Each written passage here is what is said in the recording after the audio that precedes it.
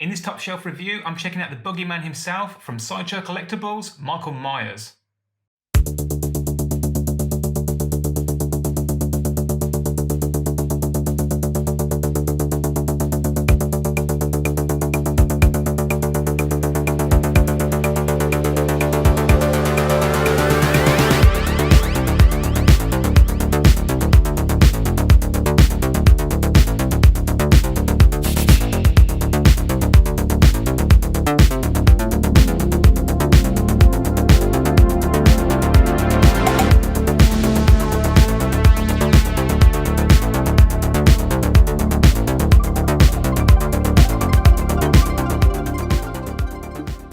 Okay, so now he's out of the box, let's take a closer look at those accessories. Starting off with the biggest accessory at the back here. He does come with an alternate costume. It's a ghost sheet. It's a nice soft piece of cotton. And it has an alternate head sculpt, just a very basic head sculpt. And it has a hole just above the nose there. And you just line it up with the holes. I don't actually find it that easy to do, it could just be me. You line it up and then the spectacles just go in that hole above the nose, and then you pop it on and he's got an alternate look. So it's really quite creepy. I don't typically have him posed with that. The spectacles are really nice, quite delicate, could easily break them, so have to be quite careful. Has this nice perspex in the lenses there, nice inclusion.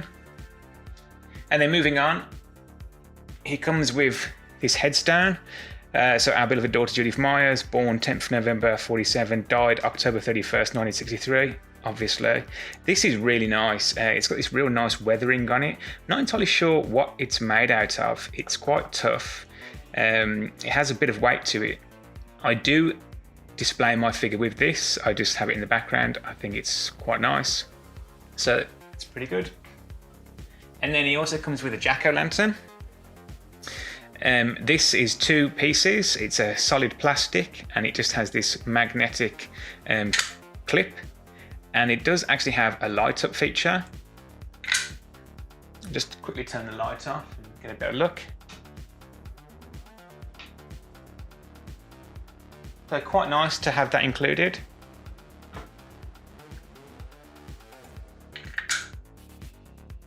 And then moving on to the actual figure accessories. He comes with two kitchen knives, just made out of plastic, and an alternate kitchen knife with the blood splatter.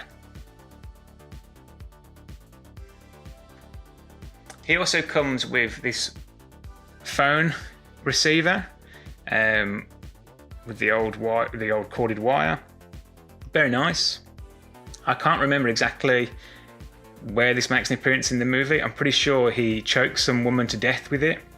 If you haven't seen the movie, it's not really spoiling it. He kills a whole bunch of people, but go and watch it if you haven't seen it. I would typically display him in the ghost sheet holding this. It just looks super creepy, but nice to have that included. All one piece, solid plastic, and then this is like an elastic, almost rubber. And then moving on to the hands, it comes with a nice array of hands, and I must say, when it comes to Sideshow, the hands are really quite nice. Although they are very similar, it could just be the figures that I get. I recently bought the Leatherface from Sideshow and the hands are almost identical. However, they are very, very nice. They have a real nice sculpting of the veins on the back of the hand. The detailing in the fingernails. So this left hand and the right holding hand are actually two different hands. The left is typically for the phone receiver and the right is for the kitchen knives.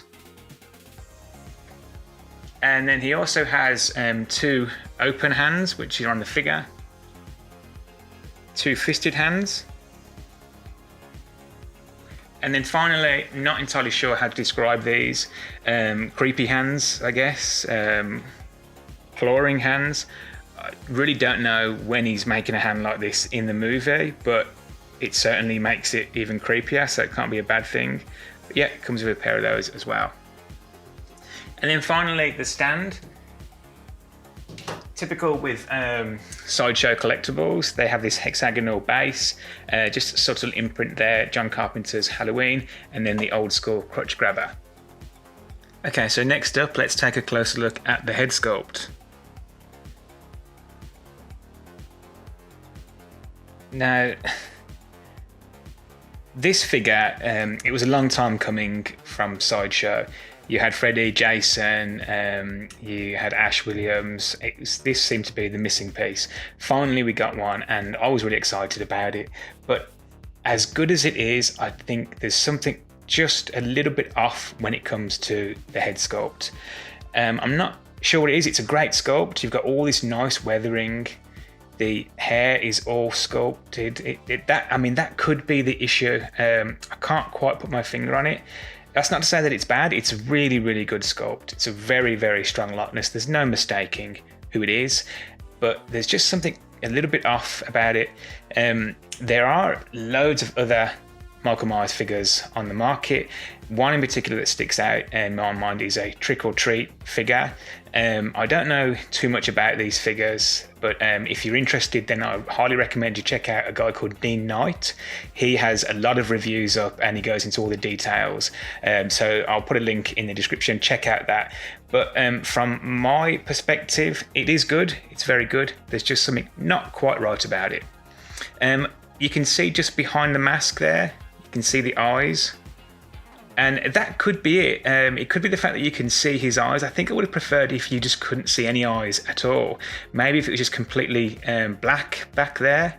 But that being said, look, it's not terrible. It isn't terrible at all. It's a very nice head sculpt. I think it's not perfect. Right, next up, let's take a look at the outfit. This probably won't take too long because it's just one piece. Obviously, his boiler suit. This is his iconic look. He has this in all of the movies. It is very nice. It's this real soft cotton. There's plenty of room in there. In fact, it's actually elasticated at the back there, so it's not going to hinder articulation. He does have these big pockets on the back there, and then some on the side. Underneath he has, I'm not going to unbutton that because I'm not sure if it's supposed to be unbuttoned, but underneath he does have a very soft black shirt. It's nice. It's very, very nice. I do think that it could have been weathered a little bit more. It looks a little bit too clean in my opinion. There is some slight weathering at the back here and on the side. Probably won't be able to pick that up on camera, but it's just a little bit too subtle. I think they could have been a little bit riskier here and just gone with more dirt, maybe some fraying around the cuffs or whatever. However, that being said, when you look at that first movie, his boiler suit is just very straightforward, very plain. Not 100% if it's this exact colour. Something tells me it's more of a grey than a blue, but overall it's really nice. Moving down to the boots, he does have these really nice boots. I think these are like military grade boots. All one sculpt, very nicely done. Attention to detail here is really good. The soles, very nice. There is some weathering on there. It's subtle, but there is a little bit of weathering. The only thing that I would say is because of the way that they are designed above the ankle here, it does hinder the articulation a little bit. Not a big deal, but I have seen more so with Hot Toys. They would tend to do a cut just here so you can get a bit more articulation. But I think now I'm just nitpicking. Overall, the wardrobe is very nice.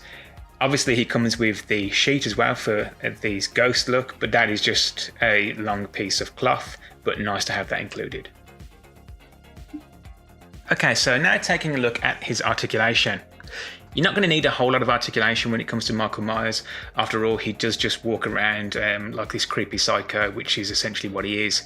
The one thing that I will say before I get started, however, is there's something a little bit off with the body. His arms don't go by his sides enough. They're they kind of need to be just draped against his body, in my opinion. When you look at him in that movie, when you look at how Nick Castle portrayed him in that first movie, and again in the more recent Halloween, his arms are just sort of almost like dead by his sides.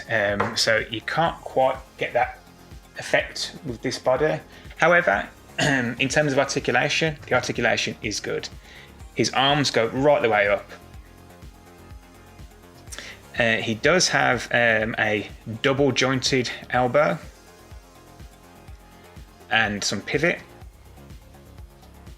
at the wrist. One thing that I like about Sideshow is, unlike Hot Toys, all of their alternate hands have wrist pegs, so you're not into swapping pegs. Every single hand has its own dedicated peg, so I really appreciate that when it comes to these figures. At the waist, he does have quite a lot of swivel at the waist and a decent amount of crunch. I don't think you'd need it. Not that he's really bending over at all, but yeah, he does have, really quite surprising ab crunch. At the hip, is a little bit restricted now, as you'd expect, because of his overalls, but still, you're not going to have his leg that high, but it's good to have that much articulation. He's got some rotation at the thigh, and then at the knee, I think it's a double jointed. Yep, it is. It's a double jointed knee as well. Yeah, it's definitely double jointed, but I'm not sure why it's not going all the way up. Anyway, and then at the ankle, it doesn't get too much because of the boot, but there is some rocker and pivot. Not quite enough for me at the ankle. It can be difficult just to get into stand. And then moving up to the head, he gets full rotation and a little bit of down, not much up at all. So, as is common with most Sideshow figures, the articulation is very good.